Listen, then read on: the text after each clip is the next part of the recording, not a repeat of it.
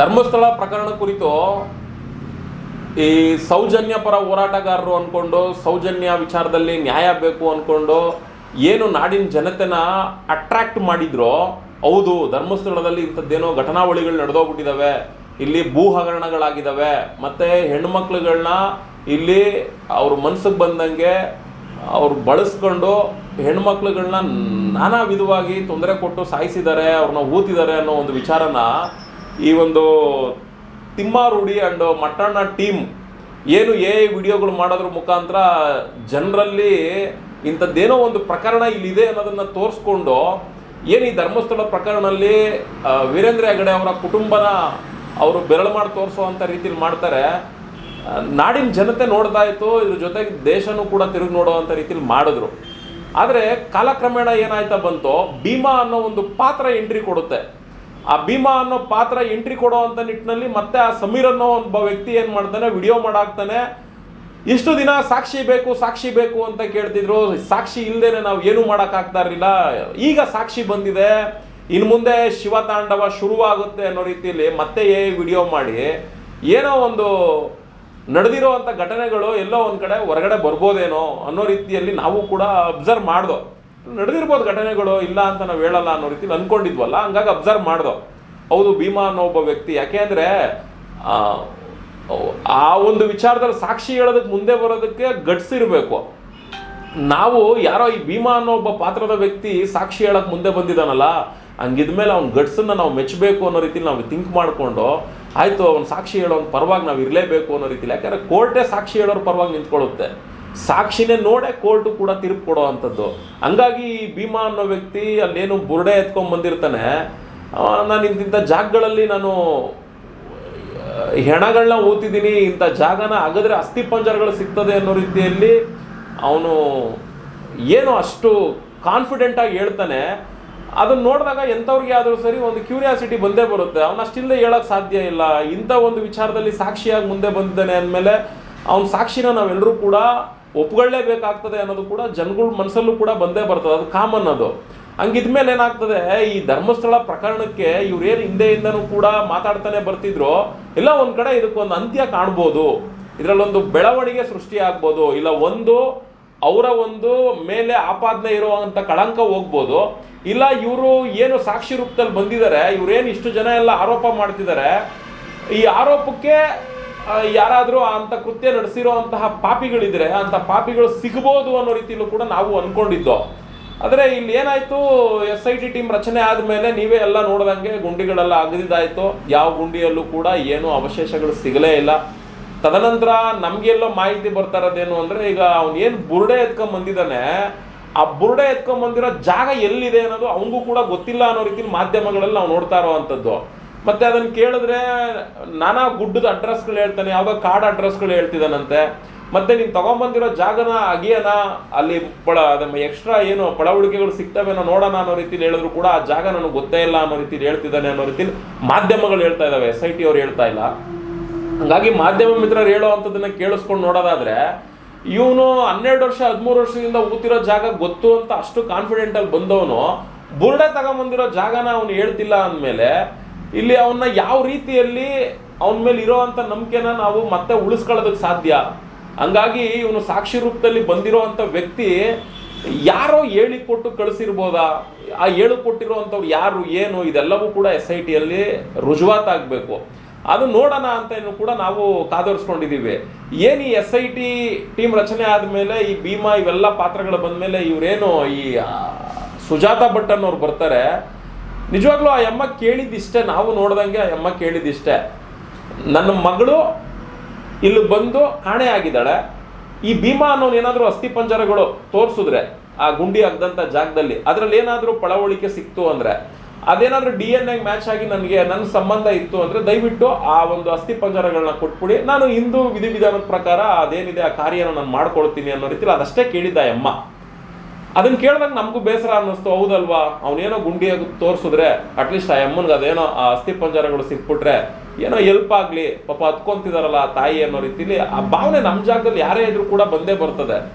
ಹಂಗಾಗಿ ಅವರ ಒಂದು ವಿಚಾರಕ್ಕೂ ಕೂಡ ನಾವು ಗಮನ ಕೊಟ್ಟೋ. ಆದರೆ ಅಲ್ಲಿ ಪಳವಳಿಕೆನೂ ಸಿಗಲಿಲ್ಲ.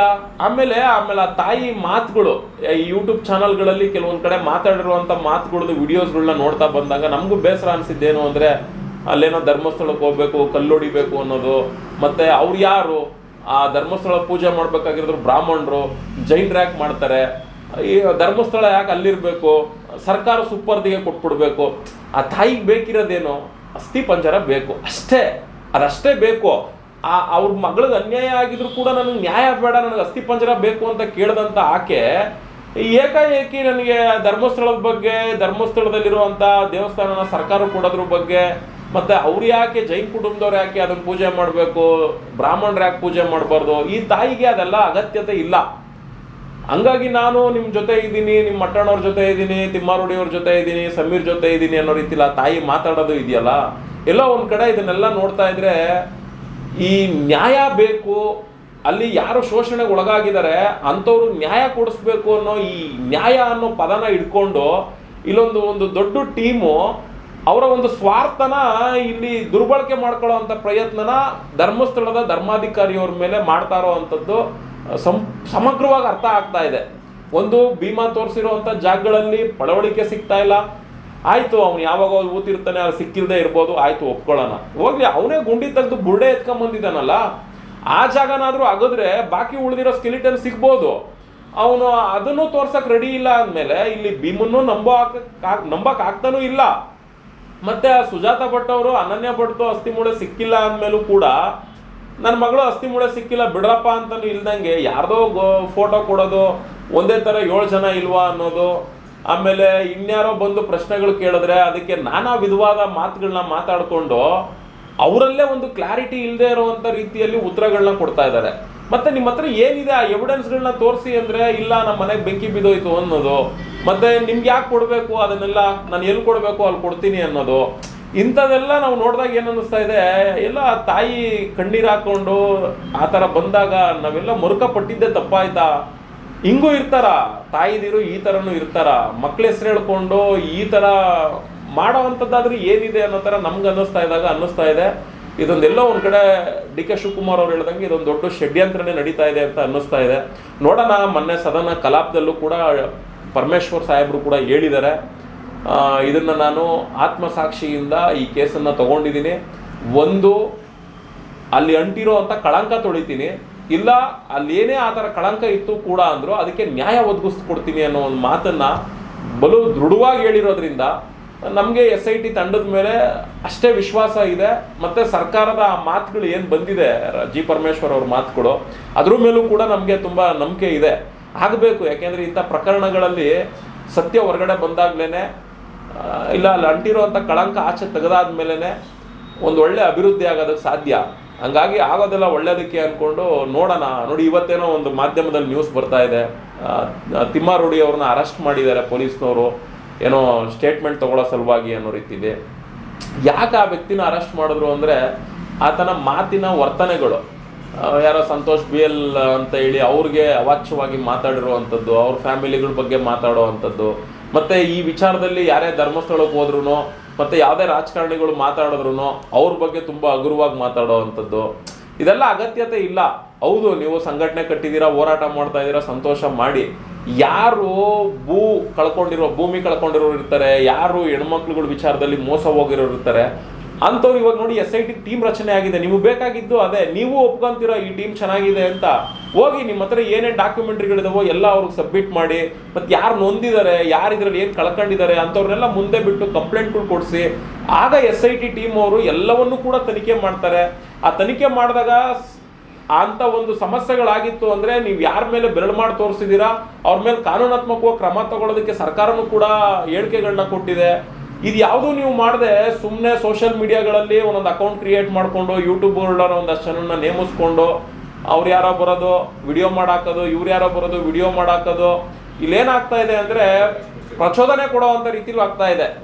ಪ್ರಚೋದನೆ ಕೊಡೋದ್ರಿಂದ ಏನಾಗ್ತಾ ಇದೆ, ಪಂಥಗಳು ಉದ್ಭವ ಆಗ್ತಾ ಇದ್ದಾವೆ. ಇವ್ರದೊಂದು ಪಂಥ ಅವ್ರದ್ದೊಂದು ಪಂಥ ಅಂದ್ಕೊಂಡು ಇಲ್ಲಿ ನ್ಯಾಯದ ನಿರೀಕ್ಷೆ ಇಟ್ಕೊಂಡಿರೋರು ನಾವುಗಳು ಏನಾಗ್ಬಿಟ್ಟಿದೀವಿ ಅಂದರೆ, ನಾವು 2 ಪಂಥವರು ಅಲ್ವೇ ಅಲ್ಲ, ನಮಗೆ ನ್ಯಾಯ ಬೇಕಷ್ಟೇ ಇದರಲ್ಲಿ ಅನ್ನೋ ರೀತಿ ನಾವು ಎದುರು ನೋಡ್ತಿರೋರು. ನಾವು ಈ ಕಡೆನೂ ಮಾತಾಡೋಂಗಿಲ್ಲ, ಆ ಕಡೆನೂ ಮಾತಾಡೋಂಗಿಲ್ಲ. ನಡೀತಿರೋ ಬೆಳವಣಿಗೆ ನೋಡಿ ಇವ್ರನ್ನ ವಿರೋಧ ಮಾಡಿ ಮಾತಾಡಿದ್ರೆ ಇವ್ರು ಪಂಥದವರು ಅನ್ಕೊಂತಾರೆ. ಇವರು ನಡೆಸೋಂಥ ಆಕ್ಟಿವಿಟೀಸ್ಗಳನ್ನ ನೋಡಿ ಅವ್ರ ವಿರುದ್ಧವಾಗಿ ಮಾತಾಡಿದ್ರೆ ಇವ್ರು ಪಂಥದವರು ಅಂತಾರೆ. ಆಮೇಲೆ ಇನ್ನೊಂದು ಕಾಮೆಂಟ್ಗಳಾಗ್ತಾರೆ, ಇವ್ರಿಗೇನೋ ಸೂಟ್ ಕೇಸ್ ಬರ್ಬಿಟ್ಟವ್ರೆ, ದುಡ್ಡು ಕೊಟ್ಬಿಟ್ಟವ್ರೆ ಅಂತ. ಯಾರು ಹಂಗೆಲ್ಲ ಕೊಡೋಕೆ ಯಾರು ಬರ್ತಾರೆ ಹಂಗೆಲ್ಲ? ಸುಮ್ಮನೆ ಹಂಗೇನೋ ಒಂದು ಹಾಕೊಳ್ಳೋದು, ಹಂಗೆಲ್ಲ ಪ್ರಮೋಟ್ ಮಾಡೋದು, ಹಿಂಗೆಲ್ಲ ಮಾಡ್ತಾ ಇದ್ದಾರೆ. ಹಂಗಾಗಿ ನಾವು ಯಾವ ಪಂಥದವರಲ್ಲ. ನಮಗೆ ಇವ್ರ ವರ್ತನೆಗಳನ್ನ ನೋಡಿದಾಗ ಇವ್ರು ಯಾಕೆ ಹಿಂಗೆ ಆಡ್ತಾ ಇದ್ದಾರೆ, ಇವ್ರ ಉದ್ದೇಶ ಏನು ಅನ್ನೋದನ್ನ ನಾವು ಸ್ಪಷ್ಟವಾಗಿ ನಮಗೆ ಅರ್ಥ ಆಗ್ತಿದೆ. ಹಂಗಿದ್ಮೇಲೆ ಅದ್ರ ಬಗ್ಗೆ ನಾವು ಮಾತಾಡ್ತಿದ್ದೀವಿ ಹೊರತು ನಮಗೆ ನ್ಯಾಯ ಬೇಕು. ನಾವು ನ್ಯಾಯ ಪಂಥದವರು. ಹಂಗಾಗಿ ನ್ಯಾಯ ಸಿಕ್ಕಿದ್ರೆ ಖಂಡಿತ ಅವ್ರು ಯಾವುದೇ ಪಂಥದಿಂದ ರಿಸಲ್ಟ್ ತೆಗೆದಿದ್ರು ನಾವು ಅವ್ರಿಗೆ ಜೈಕಾರ ಆಗ್ತೀವಿ. ಸರ್ಕಾರ ಗೆಲ್ತಾ ಸರ್ಕಾರಕ್ಕೆ ಜೈಕಾರ ಆಗ್ತೀವಿ. ಇವರೆಲ್ಲ ಷಡ್ಯಂತ್ರಗಳು ಮಾಡೋವ್ರೆ ಅಂದರೆ ಇದರಲ್ಲಿ ನ್ಯಾಯನೇ ಸಿಗಲ್ಲ ಅಂದಮೇಲೆ ನನ್ನ ಪ್ರಕಾರ ಇದನ್ನ ರಬ್ಬರ್ ಹೇಳ್ದಂಗೆ ಎಳ್ಕೊಂಡು ಹೋಗೋದ್ರ ಬದಲು ಇದರಲ್ಲಿ ಯಾರ್ಯಾರು ಷಡ್ಯಂತ್ರಗಳು ಮಾಡಿದ್ದಾರೆ ಡಿ ಕೆ ಶಿವಕುಮಾರ್ ಅವ್ರು ಹೇಳ್ದಂಗೆ ಅಂಥವ್ರನ್ನೆಲ್ಲ ಅರೆಸ್ಟ್ ಮಾಡಿ ತನಿಖೆ ಮಾಡಿಸಿದ್ರೆ ಸತ್ಯ ಏನು ಅಂತ ಗೊತ್ತಾಗ್ತದೆ. ಆಗ ಇದರಲ್ಲೆಲ್ಲ ಘಟನೆಗಳಿಗೂ ಷಡ್ಯಂತ್ರ ಏನು ಅನ್ನೋದು ಆಚೆಗೆ ಬಂದಾಗ ಏನು ಕಳಂಕ ಅಂಟಿದೆ ಅದು ಅಳಿಸೋಗುತ್ತೆ. ಇಲ್ಲ ಅನ್ಯಾಯ ನಡೆದಿದ್ರೆ ನ್ಯಾಯ ಸಿಗುತ್ತೆ. ಇದು ಬಿಟ್ಟರೆ ಇನ್ನೇನು ಮಾಡೋಕ್ಕೆ ಸಾಧ್ಯ ಇಲ್ಲ ಧರ್ಮಸ್ಥಳದ ಪ್ರಕರಣದಲ್ಲಿ. ಇದನ್ನೇ ಲಾಯರ್ ಜಗದೀಶ್ ನೆನ್ನೆನೂ ಕೂಡ ಅದನ್ನ ಹೇಳಿದ್ದು. ಲಾಯರ್ ಅಲ್ಲ, ಅವ್ನು ನಕಲಿ ಲಾಯರ್ ಅವನು. ಆ ಜಗದೀಶ್ ಹೇಳಿರೋ ಅಂಥದ್ದು ಕಾನೂನಾತ್ಮಕವಾಗಿ ಹೋಗಿ ಸುಮ್ಮನೆ ಕೂತ್ಕೊಂಡು ಬಡ್ಕೊಂಡ್ರೆ ಆಗಲ್ಲ, ನಮಗೂ ಎಲ್ಲ ಕ್ಯಾಕ್ರಸ್ ಮಕ್ಕೂಗಿತ್ತವ್ರೆ, ನಾವಿದಕ್ಕೆ ಬಂದು ಮಕ್ಕೂಗಿಸ್ಕೊಬೇಕಾ ಅನ್ನೋ ರೀತಿಲಿ ಕೊನೆಗೆ ಅವನು ಅದೇ ಥರನೇ ಉಲ್ಟಾ ಹೊಡೆದ್ಬಿಟ್ಟ. ಹಿಂಗೆ ಅವ್ನು ಟೋಟಲಿ ಇಲ್ಲಿ ಏನಾಗ್ತದೆ ಅಂದರೆ ಮಾತಾಡ್ಕೊಂಡು ಬರೋರು ಕೂಡ ಯಾರ ಪರ ಹೋಗ್ಬೇಕು ಅನ್ನೋದು ಕೂಡ ಆಗದೆ ಇರೋ ಸ್ಥಿತಿಲಿದೆ. ಒಟ್ಟಲ್ಲಿ ನಾವಂತೂ ನ್ಯಾಯ ನಿರೀಕ್ಷೆಯಲ್ಲಿದ್ದೀವಿ. ಧರ್ಮಸ್ಥಳದ ಪ್ರಕರಣ ಈ ರೀತಿ ನಡೀತಾ ಇದೆ.